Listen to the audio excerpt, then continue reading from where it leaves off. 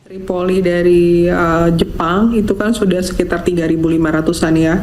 Kemudian Pentagon juga akan mengirimkan pasukan 82nd-nya Airborne, yaitu pasukan reaksi cepat angkatan daratnya ya, yang memang kualifikasinya salah satunya penerjunan tempur, pemukul, dan itu bisa diaktifkan dalam waktu 18 jam untuk di berbagai belahan dunia, termasuk pada saat-saat kritis ya, seperti pada saat itu perang melawan teror atau perang Teluk seperti itu. Jadi memang sejarahnya panjang untuk pasukan khusus ini.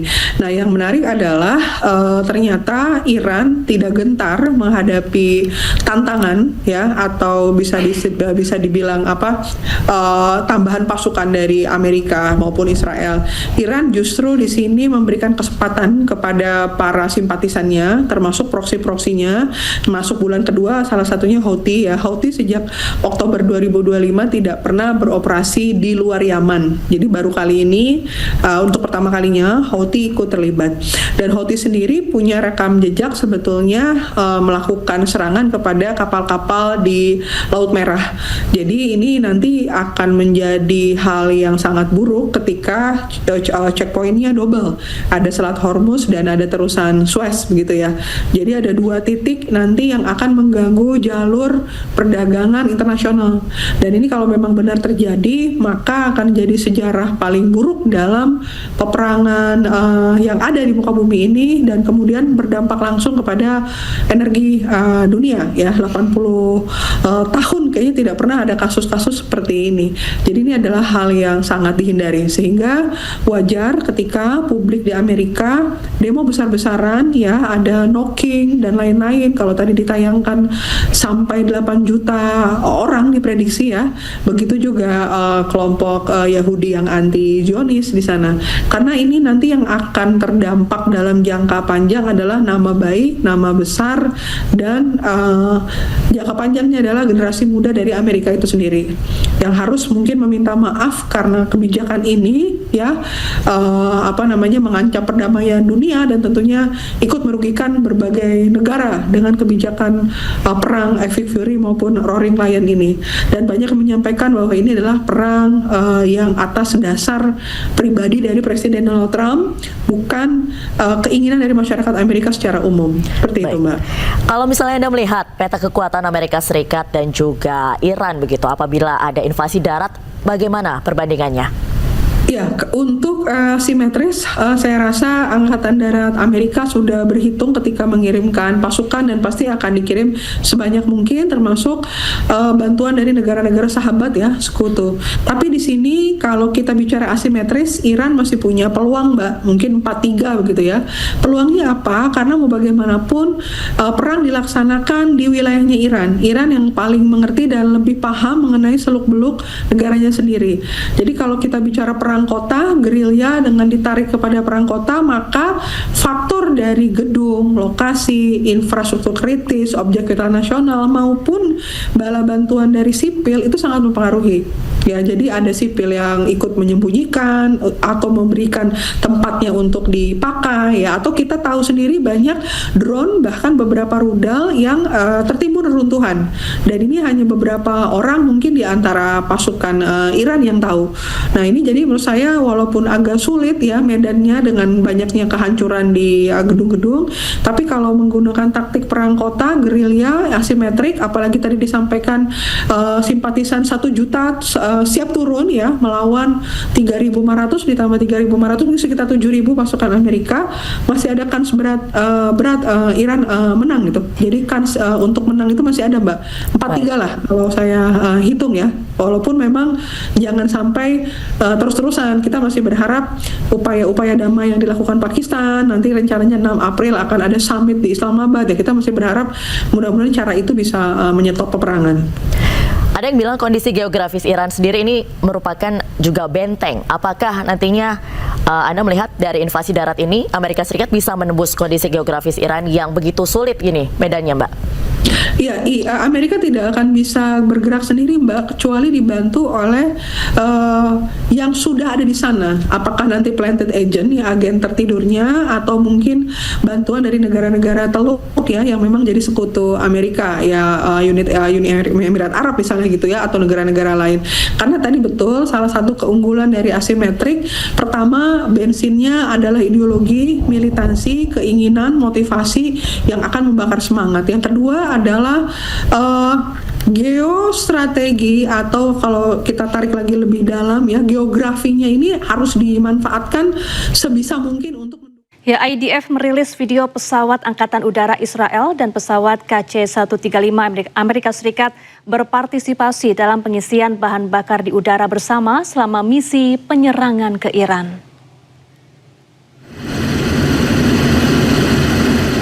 Waktu dan lokasi pasti dari rekaman tidak dapat diverifikasi secara independen. Video menunjukkan sebuah port yang dapat diperpanjang, yang dikenal sebagai bom, menempel pada pesawat penerima untuk menyalurkan bahan bakar. Sebelumnya dalam konflik tersebut, sebuah pesawat pengisian bahan bakar Amerika Serikat jatuh di Iran dan menewaskan 6 orang di dalamnya.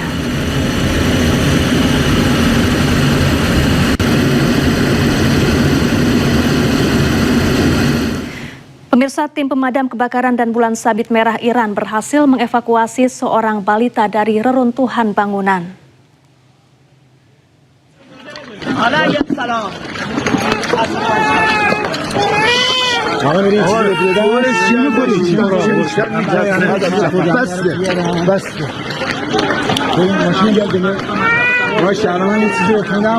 Tim penyelamat dari bulan sabit merah Iran menyelamatkan seorang balita dari reruntuhan bangunan yang hancur akibat serangan udara pada Sabtu lalu.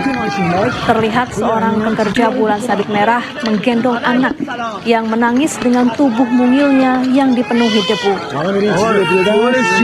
Tim bulan sabit merah Iran melaporkan balita ditemukan dan diselamatkan oleh petugas pemadam kebakaran setempat. Serangan Zionis yang membabi buta telah menghancurkan sejumlah fasilitas publik Iran, termasuk sekolah yang turut menewaskan sejumlah anak.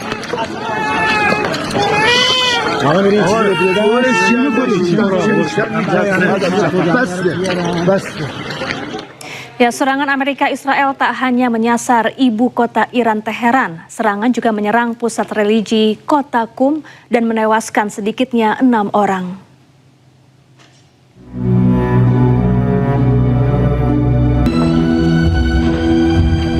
Serangan Amerika Serikat Israel menghantam permukiman yang menghancurkan bangunan.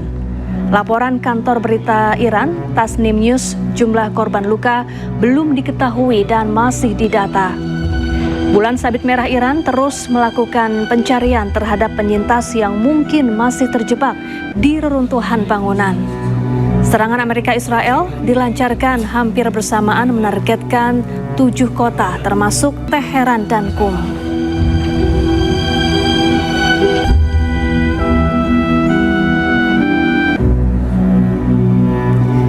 Amerika dan Israel menyerang permukiman warga di Teheran. Serangan udara terjadi dini hari, sejumlah warga dilaporkan tewas.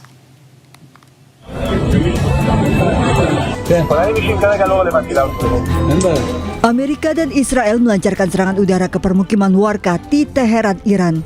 Serangan mengerikan terjadi pada pukul 4 pagi saat warga Teheran masih terlelap panik mendengar ledakan. Kondisi mengerikan terlihat pasca serangan.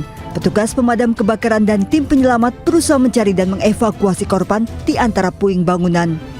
Media lokal melaporkan sebuah lingkungan perumahan di Jalan Rajai Teheran terkena serangan dengan sejumlah orang tewas.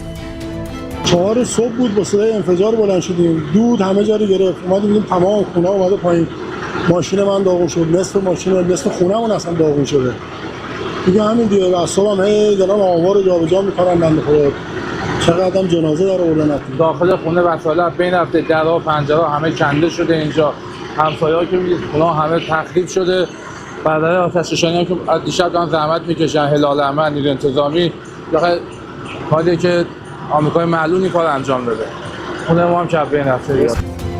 Pekan ini Amerika mengklaim negosiasi telah dimulai namun Iran membantah. Amerika mengeluarkan 12 poin usulan sementara Iran meminta 5 syarat di mana syarat keduanya tidak bertemu.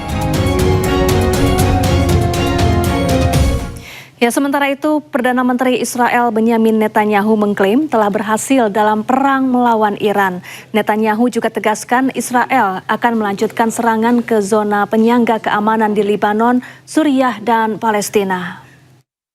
We have emissaries, but we also are dealing directly. And as you know, they've agreed to send 8 boats 2 days ago, and then they added another 2, so it was 10 boats. And now today they gave us as a tribute, I don't know, I can't define it exactly, but they gave us, I think out of a sign of respect, 20 boats of oil, big boats of oil, going through the Hormuz Strait. And that's taking place starting tomorrow morning. Over the next couple of days, a lot of boats. And I would only say that we're doing extremely well in that negotiation, but you never know with Iran because we negotiate with them and then we always have to blow them up, whether it's the B-2 bombers or just terminating, as an example, the Iran nuclear deal done by Barack Hussein Obama, probably the worst deal we've ever done as a country, one of the dumbest deals we've ever done. But I terminated it, unfortunately, otherwise right now they'd have a nuclear weapon. And we did the attack with the B-2 bombers and we stopped them from having nuclear. Seorang tentara Indonesia terkonfirmasi gugur dalam serangan ke markas UNIFIL di Lebanon. Selengkapnya usai jeda, tetaplah di Breaking News.